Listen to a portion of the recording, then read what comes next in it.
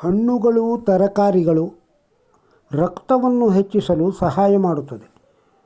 ದಾಳಿಂಬೆ. ನೈಟ್ರಿಲ್ಯುಕ್ತ ದಾಳಿಂಬೆಯು ಬೀಜಗಳು ಹೃದಯದ ಆರೋಗ್ಯಕ್ಕೆ ಸಹಕಾರಿಯಾದ ಪಾಲಿಫಿನಾಲ್ಗಳು, ಟ್ಯಾನಿನ್, ಆಂಥೋಸಯಾನಿನ್ನಂತಹ ಉತ್ಕರ್ಷಣ ನಿರೋಧಕಗಳು ಅಪಧಮನಿ ಪೇಡಸಾಗುವುದನ್ನು ತಡೆಗಟ್ಟುತ್ತದೆ.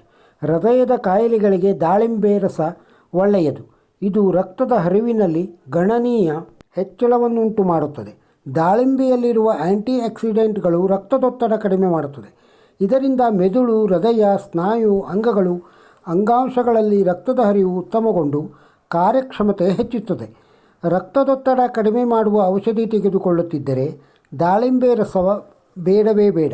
ಇದರಿಂದ ರಕ್ತದೊತ್ತಡದಲ್ಲಿ ತೀವ್ರ ಇಳಿಕೆಯಾಗಬಹುದು.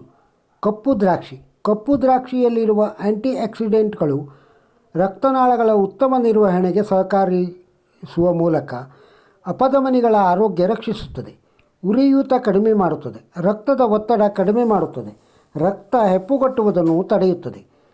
ಕೊಲೆಸ್ಟ್ರಾಲ್ ಕಡಿಮೆ ಮಾಡುವ ಸ್ಟ್ಯಾಟಿನ್ನಂತಹ ಔಷಧಿಗಳನ್ನು ತೆಗೆದುಕೊಳ್ಳುತ್ತಿದ್ದರೆ ದ್ರಾಕ್ಷಿಯ ಬಳಕೆ ಬೇಡ. ಕಡಿಮೆ ಕ್ಯಾಲೋರಿಯುಳ್ಳ ಕಲ್ಲಂಗಡಿಯು ಸಿಟ್ರೊಲೈನ್ನ ಅತ್ಯುತ್ತಮ ಮೂಲವಾಗಿದ್ದು ಅಪಧಮನಿಯಲ್ಲಿ ರಕ್ತದ ಹರಿವಿನ ಗುಣಮಟ್ಟವನ್ನು ಸುಧಾರಿಸುತ್ತದೆ. ಕಿತ್ತಳೆ, ಲಿಂಬು, ದ್ರಾಕ್ಷಿ ಮುಂತಾದ ಸಿಟ್ರಸ್ ಹಣ್ಣುಗಳು ಯಥೇಚ್ಛ ವಿಟಮಿನ್ ಸಿ ಅಗತ್ಯ ಪೋಷಕಾಂಶಗಳು, ಉತ್ಕರ್ಷಣ ನಿರೋಧಕಗಳನ್ನು ಹೊಂದಿದೆ. ಇವು ಆ್ಯಂಟಿ ಆಕ್ಸಿಡೆಂಟ್ನಿಂದ ಸಮೃದ್ಧವಾಗಿದ್ದು ನೈಟ್ರಿಕ್ ಆಕ್ಸೈಡ್ ಉತ್ಪಾದಿಸುತ್ತದೆ. ಇವುಗಳಲ್ಲಿರುವ ಫ್ಲೈವೋನೇಟೆಡ್ ಅಪಧಮನಿಗಳ ಕಾಠಿಣ್ಯ ಕಡಿಮೆ ಮಾಡಿ ರಕ್ತ ಹೆಪ್ಪುಗಟ್ಟುವಿಕೆಯನ್ನು ತಡೆಯುತ್ತದೆ. ರಕ್ತದ ಪರಿಚಲನೆ ಸುಧಾರಿಸುತ್ತದೆ. ಉರಿಯೂತ ಕಡಿಮೆ ಮಾಡುತ್ತದೆ.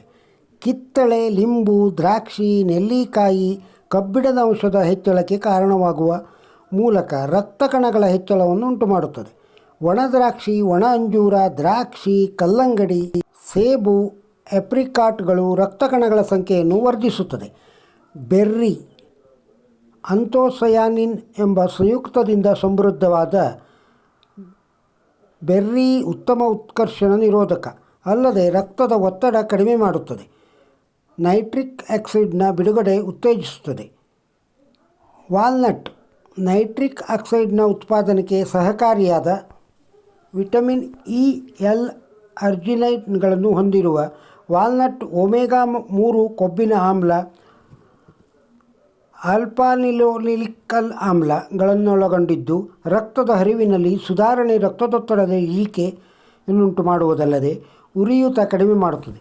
ರಕ್ತನಾಳಗಳನ್ನು ಮೃದುಗೊಳಿಸುತ್ತದೆ. ರಕ್ತ ಪರಿಚಲನೆ, ರಕ್ತದೊತ್ತಡದಲ್ಲಿ ಗಮನಾರ್ಹ ಸುಧಾರಣೆಯನ್ನು ಉಂಟುಮಾಡುವ ವಾಲ್ನಟ್ ವಿಶೇಷವಾಗಿ ಮಧುಮೇಹ ಉಳ್ಳವರಿಗೆ ಅತ್ಯುತ್ತಮ. ಅರಿಶಿಣ. ಅರಿಶಿಣದಲ್ಲಿರುವ ಕರ್ಕ್ಯುಮಿನ್ ನೈಟ್ರಿಕ್ ಆಕ್ಸೈಡ್ನ ಮಟ್ಟ ಹೆಚ್ಚಿಸುವ ಮೂಲಕ ರಕ್ತನಾಳಗಳನ್ನು ವಿಸ್ತರಿಸಿ ತನ್ಮೂಲಕ ಅಂಗಗಳು, ಸ್ನಾಯು, ಅಂಗಾಂಶ, ಹೃದಯ, ಮೆದುಳಿಗೆ ರಕ್ತ ಪರಿಚಲನೆ ಸುಲಭವಾಗಿ ನಡೆಯಲು ಸಹಕರಿಸುತ್ತದೆ. ಅಲ್ಲದೆ ಉರಿಯೂತ, ಆಕ್ಸಿಡೇಟಿವ್ ಒತ್ತಡ ಕಡಿಮೆ ಮಾಡುತ್ತದೆ. ಶುಂಠಿ. ಶುಂಠಿಯು ಅರಿಶಿಣದಂತೆ ರಕ್ತನಾಳಗಳನ್ನು ವಿಸ್ತರಿಸುವ ಮೂಲಕ ಸುಧಾರಿತ ರಕ್ತ ಪರಿಚಲನೆಯುಂಟು ಮಾಡುತ್ತದೆ. ಶುಂಠಿಗೆ ಹೃದಯ ರಕ್ತನಾಳಗಳ ಕಾಯಿಲೆ ಸರಿಪಡಿಸುವ ಸಾಮರ್ಥ್ಯವಿದೆ. ರಕ್ತದಲ್ಲಿನ ಸಕ್ಕರೆ, ರಕ್ತದೊತ್ತಡ ಕಡಿಮೆ ಮಾಡುವಲ್ಲಿಯೂ ಸಹಾಯಕ. ಶುಂಠಿಯು ರಕ್ತ ತೆಳು ಮಾಡುವುದರಿಂದ ವಾರ್ಫರಿನ್ನಂತಹ ಔಷಧಿಗಳೊಡನೆ ತೆಗೆದುಕೊಳ್ಳಬಾರದು. ಕೆಂಪು ಮೆಣಸು. ಇದರಲ್ಲಿರುವ ಕಾರ್ಪೇಸಿನ್ ಸಂಯುಕ್ತವು ರಕ್ತದ ಹರಿವು ಸುಲಭಗೊಳಿಸುವುದಲ್ಲದೆ ರಕ್ತದೊತ್ತಡವನ್ನು ಕಡಿಮೆ ಮಾಡುತ್ತದೆ. ಹಲವು ನೋವು ನಿವಾರಕ ಕ್ರೀಮ್ಗಳಲ್ಲಿ ಮೆಣಸು ಬೆರೆಸಿದ್ದು ಇದು ನೋವಿರುವ ಭಾಗದಲ್ಲಿ ರಕ್ತದ ಹರಿವು ಹೆಚ್ಚಿಸಿ ರಕ್ತನಾಳಗಳಲ್ಲಿ ಶಕ್ತಿ ಸಂಚಯನಗೊಳಿಸುತ್ತದೆ. ಬೆಳ್ಳುಳ್ಳಿ. ಬೆಳ್ಳುಳ್ಳಿಯಲ್ಲಿರುವ ಅಲಿಸಿನ್ ಮುಂತಾದವು ರಕ್ತ ಹೆಪ್ಪುಗಟ್ಟುವಿಕೆ, ಹೃದಯ ರಕ್ತನಾಳದ ಕಾಯಿಲೆ ತಡೆಗಟ್ಟುತ್ತದೆ. ಆರೋಗ್ಯಕ್ಕೆ ಉತ್ತೇಜಕವಾಗಿ ಬೆಳ್ಳುಳ್ಳಿಯನ್ನು ಹಸಿಯಾಗಿ ತಿನ್ನುವುದು ಒಳ್ಳೆಯದು. ಈರುಳ್ಳಿ. ಫ್ಲೈವನಾಯ್ಡ್ ಆ್ಯಂಟಿಆಕ್ಸಿಡೆಂಟ್ಗಳ ಸಮೃದ್ಧ ಮೂಲ. ಹೃದಯದ ಆರೋಗ್ಯಕ್ಕೆ ಅತ್ಯುತ್ತಮ. ಅಪಧಮನಿಗಳ ರಕ್ತನಾಳಗಳನ್ನು ವಿಸ್ತರಿಸುವ ರಕ್ತ ಪರಿಚಲನೆ ಸುಗಮಗೊಳಿಸುತ್ತದೆ. ಬೀಟ್ರೋಟ್. ನೈಟ್ರೇಟ್ನಿಂದ ಸಮೃದ್ಧವಾದ ಬೀಟ್ರೋಟ್ ದೇಹದಲ್ಲಿ ನೈಟ್ರಿಕ್ ಆಕ್ಸೈಡ್ನ ಮೂಲಕ ರಕ್ತನಾಳಗಳನ್ನು ಸಡಿಲಗೊಳಿಸಿ ಅಂಗಾಂಶ ಸ್ನಾಯುಗಳಿಗೆ ರಕ್ತದ ಹರಿವನ್ನು ಸುಲಭಗೊಳಿಸಿ ಆಮ್ಲಜನಕದ ಪೂರೈಕೆಯಲ್ಲಿ ಹೆಚ್ಚಳ ಉಂಟು ಮಾಡುತ್ತದೆ.